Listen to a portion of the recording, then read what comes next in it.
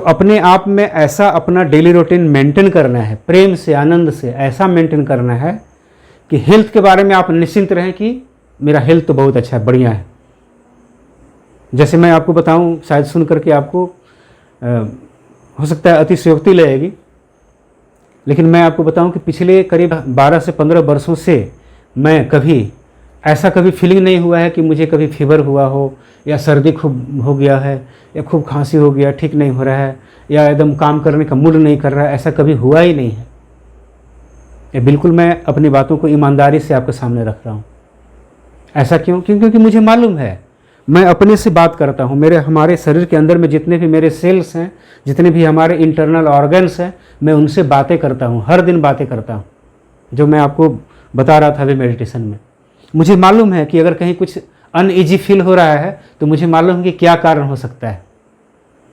कभी कभी मेरे साथ भी होता है कि कभी अगर मान लिया मैं किसी कारण से मैं बाहर चला गया और 2-3 दिन अगर नींद नहीं हुई, तो मुझे मालूम है कि नींद नहीं हुई, रेस्ट नहीं मिला, आराम नहीं मिला, तो थोड़ा सा अनईजी फील होगा, थोड़ा सा मतलब थकावट जैसा होगा। लेकिन जैसे ही मैं नींद पूरा कर लेता हूँ, फिर मैं बिल्कुल सामान्य हो जाता हूँ। तो जिस तरह से बच्चों के पढ़ाई का सिलेबस होता है, उसी तरह से हम सारे लोगों का लाइफ का सिलेबस है कि अपने को ऐसा मेंटेन करें कि एक तरफ से निफिक्र हो गए, एक तरह से निश्चिंत हो गए कि हेल्थ के बारे में कुछ सोचना नहीं है। सबसे ज़्यादा प्रॉब्लम जो है ना, सबसे ज़्यादा प्रॉब्लम क्रिएट करता है, सबसे ज़्यादा जो बोलते हैं ना कि धोखा देता है, या सबसे पहले जो साथ छोड़ता है, यही है हेल्थ। कुछ 4-5 पॉइंट्स मैं आपके साथ शेयर करना चाहूँगा कि अगर इन 4-5 पॉइंट को अगर आप फॉलो करें तो इससे आप हमेशा निश्चिंत रहेंगे, एकदम गारंटी के साथ कि इससे आप हमेशा निश्चिंत रहेंगे। और मैं आपसे ये रिक्वेस्ट करना चाहूँगा कि आप जो मैं बताने जा रहा हूँ उसको लगभग आप महीना दिन तक फॉलो कीजिए। महीना दिन में अगर आपको फ़ायदा नहीं हो, कुछ अंतर नहीं आए, कुछ चेंज नहीं आए, कोई सकारात्मक चेंज नहीं आए आपके लाइफ में, तो फिर मत कीजिएगा। इसमें तो मैं कोई दवा खाने के लिए बोल नहीं रहा हूँ, कुछ दवा भी नहीं खाना है, कुछ एक्स्ट्रा लेना भी नहीं है। आप जो कर रहे हैं वही करना है। बस कुछ चीज़ों में थोड़ा सा जागरूक होना है, कुछ चीज़ों में अवेयर होना है, कुछ चीज़ों को ध्यान देना है, ऑटोमेटिकली सब ठीक हो जाएगा। जैसे मैं जो करता हूँ मैं आपके साथ शेयर कर रहा हूँ, क्योंकि बढ़ते हुए उम्र में इसका ध्यान रखना बहुत ज़रूरी है। क्योंकि आप देखेंगे लोगों में ऐसी मान्यताएं हैं, लोगों में ऐसा बिलीफ सिस्टम क्रिएट किया जा चुका है कि लोग बोलते हैं कि 40 साल के बाद तो शुगर होना ही है 40 साल के बाद तो बीपी होना ही है, 40 साल के बाद तो आंखें कमज़ोर होना ही है, चश्मा लगना ही है, दांतें कमज़ोर होना ही है। लेकिन मुझे हंसी इस बात पे आती है कि ये बिलीफ जो है, ये जो मान्यता है, कैसे हम बनाते हैं? आस पड़ोस के 4-5 लोगों को देखकर, और उन लोगों को देखकर ये मान्यता बनाते हैं जिन लोगों का अपना ही कुछ अस्तित्व नहीं है, जिनका अपना लाइफ का कुछ प्रिंसिपल है नहीं, जो अपने लाइफ के बारे में कुछ सोचते ही नहीं है, जो उन्होंने कुछ विशेष किया ही नहीं है, उनको हम आदर्श मान करके इन सारे बातों को अपने बिलीफ सिस्टम में शामिल कर लेते हैं और बोलते हैं कि लाइफ में तो ऐसा होता ही है। लेकिन ऐसी बातें नहीं हैं। आप करीब महीना दिन तक इन बातों को फॉलो करें और देखिएगा लाइफ में गजब का परिवर्तन आएगा। पहली बात क्या है कि सुबह जैसे ही आप उठने के बाद, जैसे मान लिया फ्रेश हो लें, इसके बाद 2 से 3 गिलास गर्म पानी पीना है, फूक फूक के गर्म पानी पीना है। जितना गर्म चाय पीते हैं ना, उससे थोड़ा सा कम गर्म हो, मतलब जितना हम बर्दाश्त कर सकें, एकदम ठंडा भी नहीं, और गर्म पानी के नाम पे ऐसा भी नहीं कि एकदम हल्का सा खाली गर्म कर लें, वैसा नहीं। जितना गर्म चाय पीते हैं उससे थोड़ा सा कम गर्म पानी फूक फूक करके करीब 2 से 3 गिलास पीना चाहिए। फ़ायदा क्या होगा? पसीने निकलेंगे। पसीने निकलेंगे तो हमारे शरीर के अंदर में जितने सारे टॉक्सिन्स हैं वो बाहर निकल जाते हैं। जितने भी विष हैं, विषैले पदार्थ हैं, पसीने के माध्यम से बाहर निकलते हैं, पसीने के माध्यम से और यूरिन के माध्यम से बाहर निकलते हैं। तो ये हो गया, गर्म पानी पीना है। इसके बाद जो है ना कि मतलब आप ब्रश व्रश कर लें, इसके बाद जो है ना कम से कम आधा घंटा फिजिकल एक्टिविटी करना बहुत ज़रूरी है। मतलब व्यायाम करें या एक्सरसाइज करें या योगासन करें, प्राणायाम करें, मतलब आधा घंटा से 45 मिनट जरूर करना चाहिए, क्योंकि ये शरीर आपका है। लोग बोला करते हैं कि मेरे पास समय नहीं, चाहता तो हूँ करने के लिए लेकिन समय नहीं है। मैं आपसे एक सवाल पूछना चाहता हूँ कि जब आप बीमार पड़ते हैं तो हॉस्पिटल जाने के लिए समय निकालना ही पड़ता है। वहाँ पर कोई बहाना नहीं चलता है कि समय नहीं है, हॉस्पिटल नहीं जाएंगे, है ना। तो इसीलिए बहुत ज़रूरी है कि अगर आप समय निकालेंगे तो उधर हॉस्पिटल जाने का समय नहीं निकालना पड़ेगा, आप एकदम बिल्कुल निश्चिंत रहेंगे। मतलब एक बहुत अच्छी कहावत है कि be tough to yourself in following some definite rules for your life. अपने लाइफ को बेहतर बनाने के लिए कुछ डेफिनेट रूल्स है, उसको फॉलो करना चाहिए। बहुत उस रूल को फॉलो करने में अपने प्रति कठोर होना चाहिए। चाहे कुछ भी हो जाए, मुझे वो फॉलो करना है तो करना है। तब क्या फ़ायदा होगा? If you are tough to yourself then your life will be easy for you. तब आपका लाइफ आपके लिए आसान होगा। लोग बोलेंगे अरे वाह गजब है, मेंटेन करता है हेल्थ, कितना फिटनेस है। तो ऐसा इसलिए बोलते हैं क्योंकि आप अपने प्रति टफ है। आप अपना डेली रूटीन है, जो सुबह का जो रूटीन है आधे घंटे का, उस रूटीन को कभी भी आप मिस नहीं करते हैं। जैसे मैं कहीं भी जाता हूँ, मैं अपने से बड़ाई नहीं कर रहा हूँ, कहीं भी मेरा ट्रेनिंग होता है या BCCL में रेगुलर ट्रेनिंग होता है, DVC में रेगुलर ट्रेनिंग होता है, लोग बोला करते हैं कि आप हमेशा फिट नज़र आते हैं। तो फिट नज़र इसलिए आते हैं कि हम अपने प्रति टफ हैं। टफ है मतलब कुछ चीज़ों को फॉलो करने में हम कोई समझौता नहीं करते हैं। करना है तो करना है। अगर मेरे सामने सुबह में मान लिया आधे घंटे के बाद मुझे कहीं बाहर जाना हो और आधा घंटा ही मात्र समय है, और आधा घंटा में अगर 2 ऑप्शन मुझे दिया जाए कि नाश्ता करना है और दूसरा ऑप्शन है योगासन करना है, मैंने एक्सरसाइज करना है, तो मैं नाश्ता को स्किप कर दूंगा, पहले एक्सरसाइज करूंगा। नाश्ता या जो भी है टिफ़िन मैं टिफ़िन में ले लूँगा, आधे घंटे के बाद 1 घंटे के बाद फ्री होकर मैं बाद में कर लूँगा, कहीं दूसरे जगह कर लूँगा, लेकिन मैं एक्सरसाइज नहीं छोड़ता। क्यों? क्योंकि नाश्ता अगर मान ली यहाँ अगर कर लेते हैं तो एक्सरसाइज बाहर में नहीं कर सकते। कहीं मान ली ऑफिस में चले गए, वहाँ एक्सरसाइज कहाँ करेंगे? ठीक है ना। इसलिए बहुत ज़रूरी है कि अपने प्रति टफ होना बहुत ज़रूरी है। अगली बात कि सुबह का नाश्ता जो है ना पूरा दबा के करना चाहिए, पूरा दम तक जितना खाना है, जो खाना है पूरा खा लीजिए। दोपहर का भोजन थोड़ा हल्का कम हो और रात्रि का भोजन एकदम कम हो, बहुत कम। कोशिश करें कि रात को भोजन करें ही नहीं।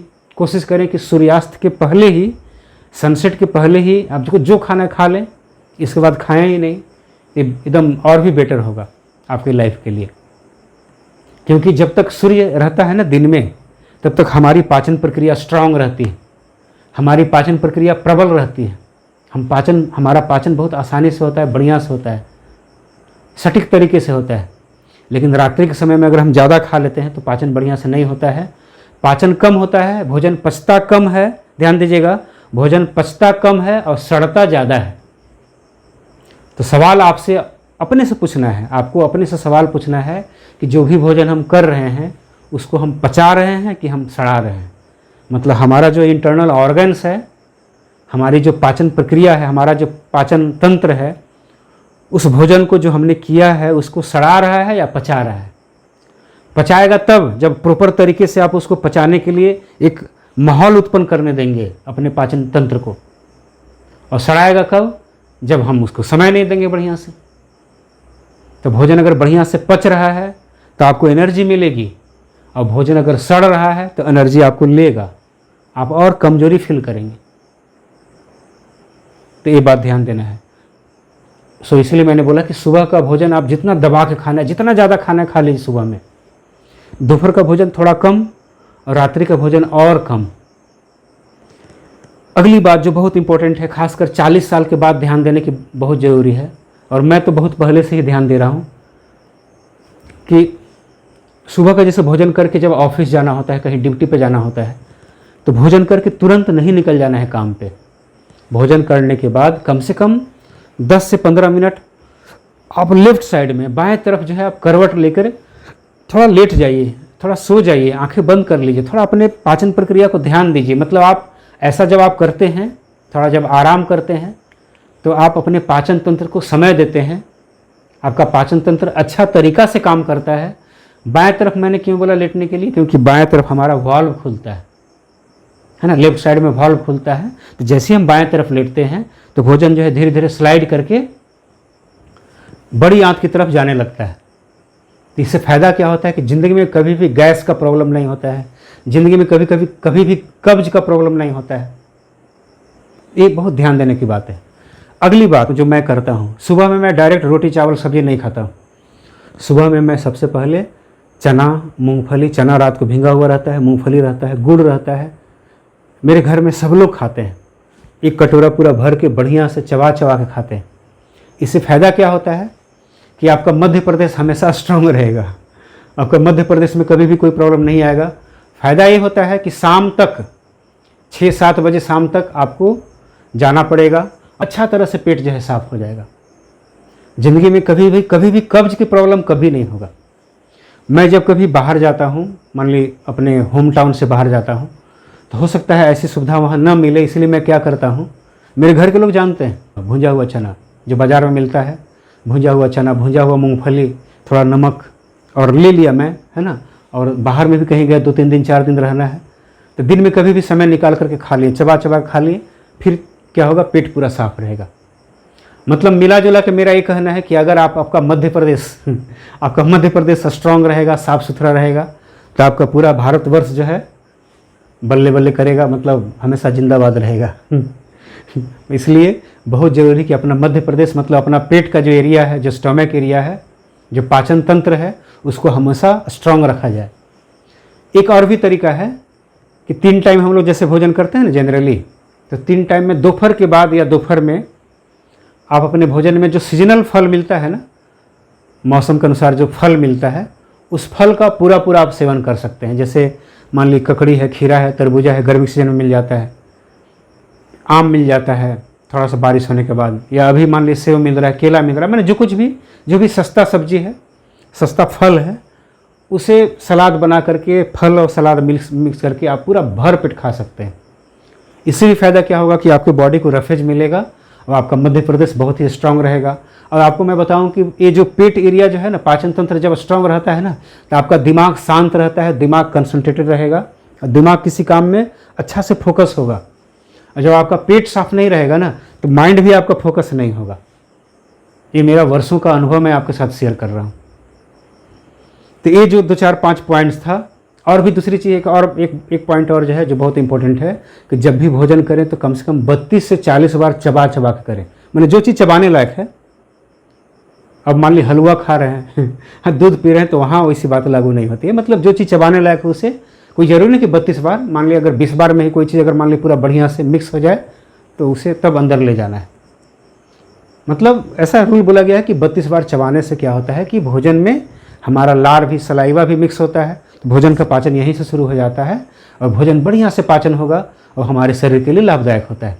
तो मेरा इतनी सारी बातें शेयर करने का मेरा मकसद यही था, मेरा मतलब यही था कि एक सिलेबस को हमेशा कंप्लीट रखें, कि ये नहीं मतलब आपका ऐसा नौबत नहीं आए, ऐसा मौका बोलने का नहीं आए कि हमारा शरीर साथ नहीं दिया इसलिए मैं ये काम नहीं कर सका। इसलिए हेल्थ को ध्यान देना बहुत ज़रूरी है।